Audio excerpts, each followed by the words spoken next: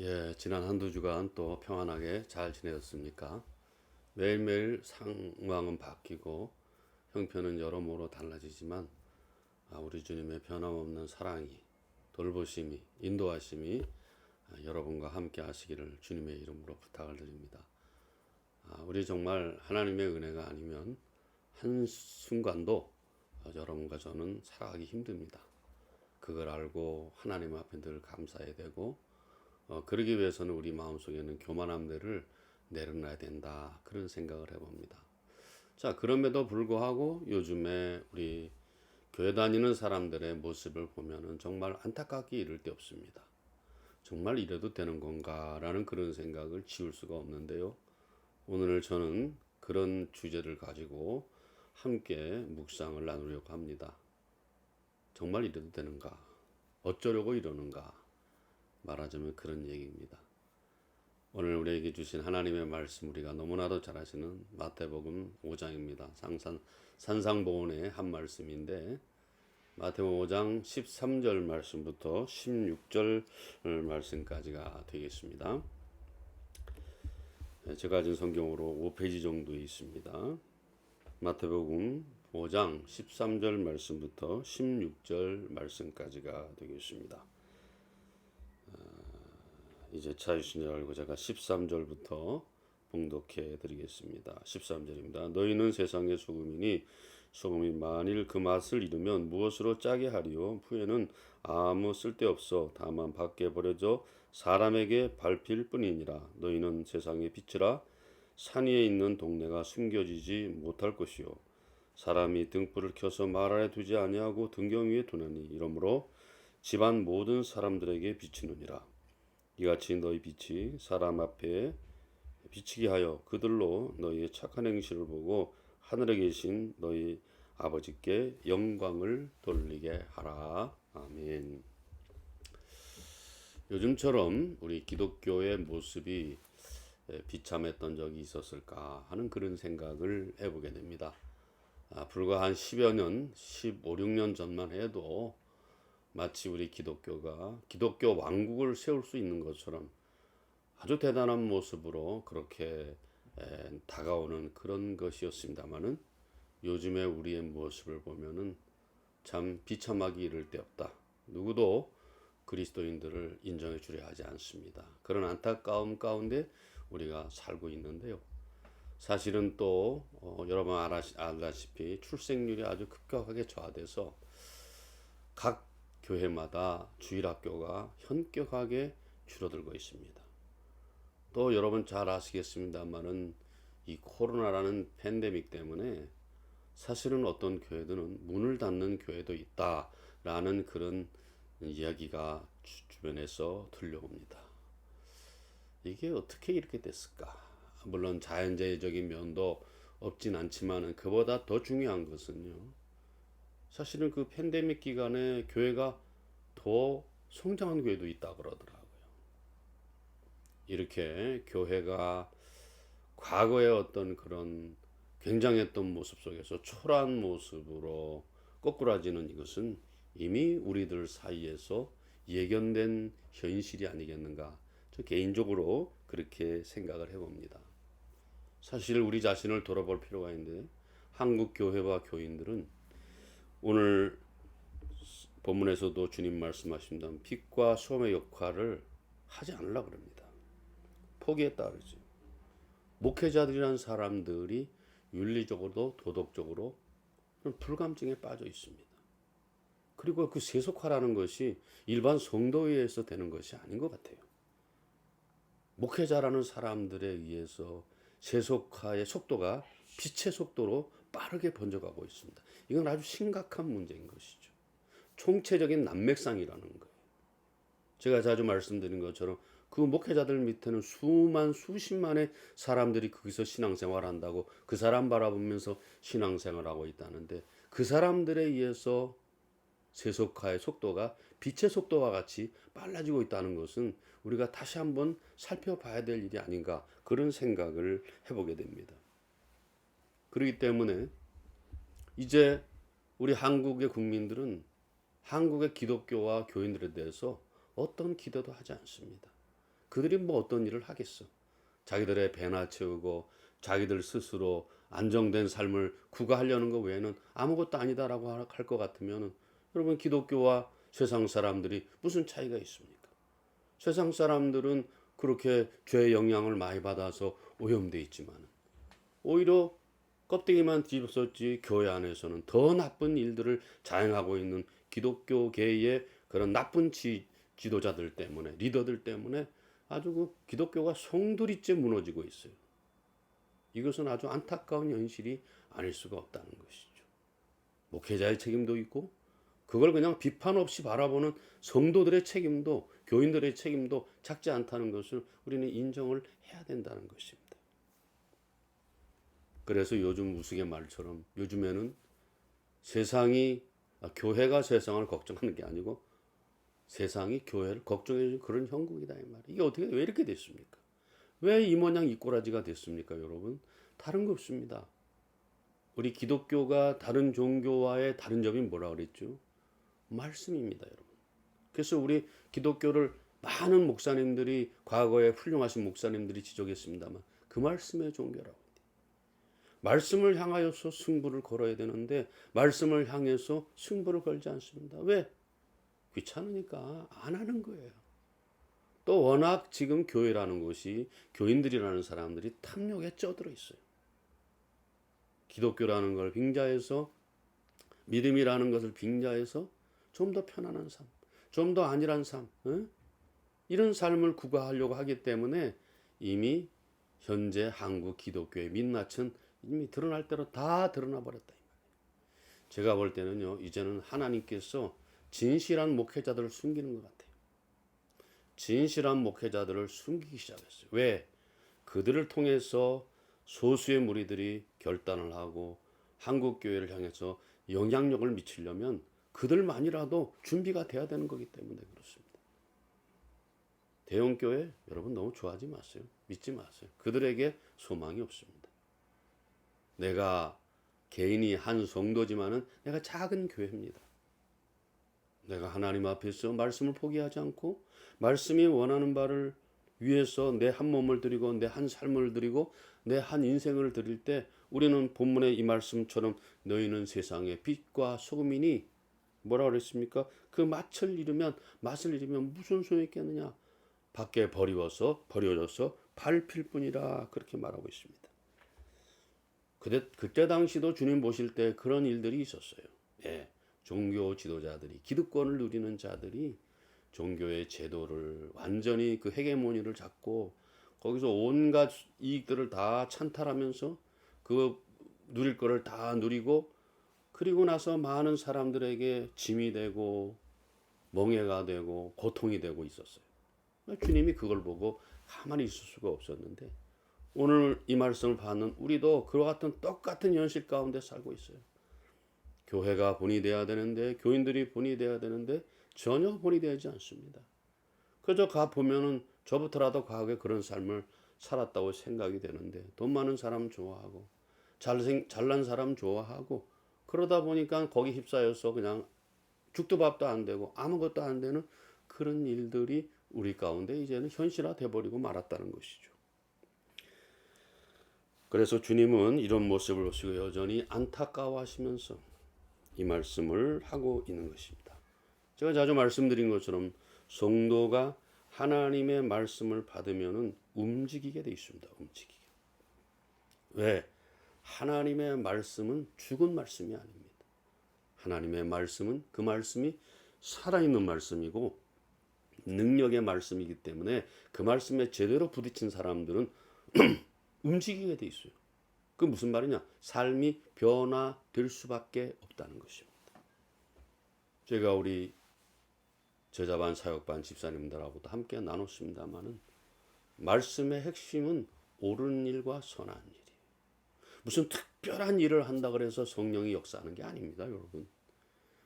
예수께서 하신 일, 하나님께서 하신 일은 전체 역사를 통째로 놓고 보면은 옳은 일과 선한 일이에요. 옳은 일과 선한 일을 할 때에 성령께서 움직이십니다. 예수께서 우리를 위해서 중간에 도구의 기도를 하나님께 드려주십니다. 하나님도 움직이기 시작합니다. 우리 인간은 작은 그런 존재지만은 하나님이 움직이시고 성령 하나님이 움직이시고 예수께서 우리를 위해서 계속 기도하실 때 가만히 있겠습니까? 자, 오늘 본문 14절에 산 위에 있는 동네가 숨기지 못할 것이라 그랬습니다. 무슨 말입니까? 참된 그리스도인은 빛을 발하며 살 수밖에 없습니다. 참된 그리스도인은 나보다도 하나님을 중요시하고 말씀을 중요시하기 때문에 말씀이 내게 요구하는 거, 하나님께서 요구하는 거 외면하지 않습니다. 그냥 가서 움직이기 시작하는 거예요. 행동하기 시작한다 이 말이에요. 근데 요즘에 목회자와 어떤 교인들은 전혀 빛과 소금 역할을 하려고 하지 않습니다. 자기를 돋보이게 하고 자기를 자랑하고 자기만 편하고자 하는 그런 일들에 눈이 벌게 가지고 달려드는 게 오늘 우리의 현실인데, 그 사람들은 빛과 소금의 역할을 하는 것은 바보의 역할이라고 말합니다. 쪼다들의 역할이다. 어리석은 자들의 역할이다. 이렇게 말하고 있는데 너무 안타깝습니다. 여러분, 그 사람들이 안 하면 우리가 해야 됩니다. 우리가 바보같이 보여도, 우리가 어리석게 보여도, 우리가 뭔가 뒤처진 것 같이 보여도 우리는 그렇게 살아낼 때 주님이 말씀에 요구하신 것처럼 빛으로 살 수 있고 산 위에 높이 들려서 사람들에게 눈에 띌 수 있고 많은 사람들에게 빛으로서의 역할, 소금으로서의 역할을 잘 감당할 수가 있다는 것입니다. 안타까운 일이지만 요즘에 교회와 교인들은 탐욕에 쩌들어 삽니다. 안 그렇다고 얘기하겠죠. 우리가 이렇게 경건하게 예배를 드리는데 주일날만 그래. 그들의 현실 삶에 돌아가면은 탐욕 그 자체입니다. 탐욕 덩어리가 찌들어 있고 쩌들어 있어가지고 이건 어떻게 해결할 방법이 없는 사람들입니다. 부끄러운 일에도 부끄러운 일도 자식에게 교회를 물려주고 도덕적으로 윤리적으로 부끄러운 일을 해도 7개를 범하고 뭐 8개를 범하고 이래도 뭐 아무 부끄러움 없이 살아가는 그 사람들. 예, 뒤지게 맞아야 돼요. 하여튼 뒤지게 맞는 것밖에는 방법이 없다는 것입니다. 그걸 오히려 즐기며 살고 누리며 살며 보장받고 살고, 그러면 세상과 다를 게 없는데요. 제가 볼 때는 세상보다 더해. 왜? 말씀을 빙자해서 믿음을 빙자해서 하나님을 빙자해서 지사리 사역을 채우니까 더 문제가 심각한 것입니다. 요즘 보세요, 여러분. 전땡땡 같은 가짜 목사들이 얼마나 설치되고 있습니까? 그 다 신학교 대학 교수들이 잘못한 거예요. 정치하는 놈들, 목사놈들 가운데 정치하는 놈들이 다 그렇게 만들어놨어, 전부 다. 어떻게 하려고 그렇게 해놓은지 모르겠습니다, 여러분. 예? 지금 그 피해들이 다 우리 교인들에게 돌아가고 있는, 성도들에게 다 그것들이 돌아가고 있는. 그게 그 인간이 뭔데 그렇게 설쳐되고 거길 따라가고. 나 그 이해가 안 됩니다, 여러분. 정신이 있는 겁니까? 왜 그런 정신 나간 놈을 따라가야 되고 그걸 부추기면서 그렇게 우리가 따라가야 되는지 나 그 이해를 못 하겠어요. 하나님 까불면 죽는다며? 그런 말하는 사람에게 우리가 뭘 기대를 하겠습니까? 다시 한번 묻습니다. 어쩌다가 이 지경이 된 겁니까? 교회와 교인들이 제 역할을 하지 못하기 때문에 그렇습니다. 교회가 교인들이 제 역할을 하면서 빛과 소금의 역할을 할 때 사람들은 자기를 알 수가 있습니다.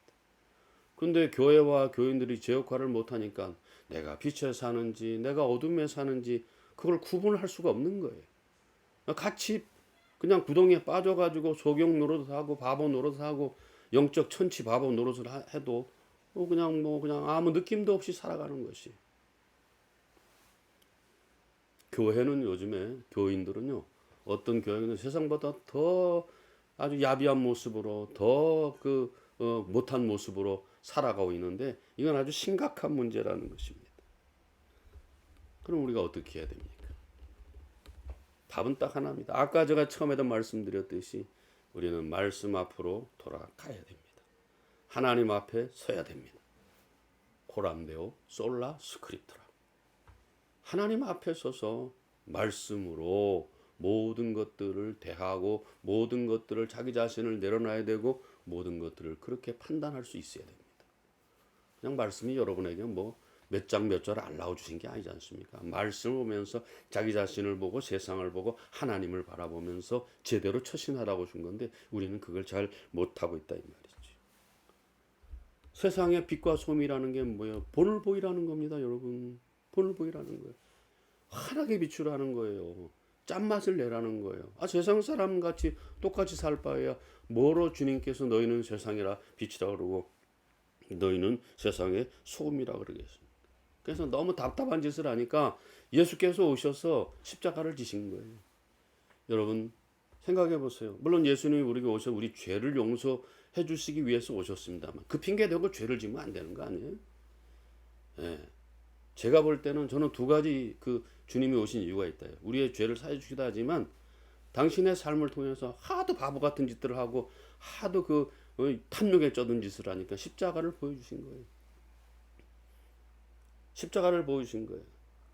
너희와 하나님 사이에 이렇게 주님처럼 모본을 보이는 일이 없으면은 아무것도 이루어질 것이 없다는 거예요. 그 제가 늘 말하는 것은 그것이 정점에서 십자가에서 나타났다. 십자가에서 나타났다는 거예요. 그래서 우리에게 십자가로 상징되는 그 섬김과 희생과 나눔이죠. 삶의 본을 보이신 겁니다. 그 양반은 죄값 때문에 그렇게 십자가를 지셨어. 예수가 죄값 때문에 그렇게 죽을 수밖에 없었구나. 천만의 말씀이에요. 그건 예수님과 아무 상관이 없어요. 너무 우리가 바보같이 사니까, 병신같이 사니까, 너무 탐욕에 쩔어 사니까 그걸 보면서 제발 좀 섬겨라. 제발 좀 나눠라. 제발 좀 희생해라. 그렇게 우리에게 말씀하신 거예요. 그게 안 되면 깨끗하게 내려놔야 되는 것입니다. 여러분 신앙을 지키려고 한다 하면서 단맛만 쫙쫙 빨아먹을 수 있습니까? 안 되는 것이에요. 우리가 단맛을 빨아먹는 것은 저 하나님 앞에 갔어요. 그것도 인정받으면 그때 단맛을 빨아버려요. 여기선 쓴맛만 봐야 돼. 쓴맛만 봐야 돼. 그래도 성도들이 저 같은 목회자를 보고 목사님은 참 그래도 진실한 분입니다. 얼마나 감격스러워. 내가 이 작은 역할을 했구나. 이 감격스러운 것이죠. 예수 믿어 돈 많이 벌었대. 예수 믿어 뭐 자식이 잘 됐대. 사업이 잘 됐대. 네, 그런 건 아무 상관없어. 그렇게 잘 돼서 예수 안 믿는 사람 누가 있어요. 그런 바보 같은 소리를 자꾸 하니까 그게 문제가 되는 거예요. 하나님 앞에는 제로 상태, 제로 베이스에서 시작해야 돼. 내가 아무것도 아니라는 거. 내가 얼마나 무능한 사람이라는 거. 내가 얼마나 은혜가 필요한 사람이라는 거. 그거 알고 시작을 했어요. 그래서 바울 사도는 디모데에게 복음과 함께 고난을 받아라 했어요. 고난을 받지 않고 무슨 우리가 어떤 영광을 기대할 수가 있겠습니까? 아무 영광도 기대할 수가 없습니다. 그러므로 우리는 잘못된 생각들 빨리 내려놔야 돼. 하늘에 있는 천국만 말하지 말고 이 땅에 임하고 있는 하나님의 나라에 대해서 말할 수 있어야 돼요. 하나님의 나라는 미래에 가서 어떤 책임도 안 지는 그런 험한 나라가 하나님의 나라가 아닙니다. 하나님의 나라는 여기서 하나님의 말씀으로 질문을 받고 그 질문에 답을 하는 게 그게 바로 하나님 나라 백성이에요. 하나님 나라가 임한다고 했을 때 나는 거기에 통치를 받겠습니다. 그 나라의 다스림 받겠습니다. 라고 말하는 것이죠. 십자가로 대변되는 거라 그랬잖아요.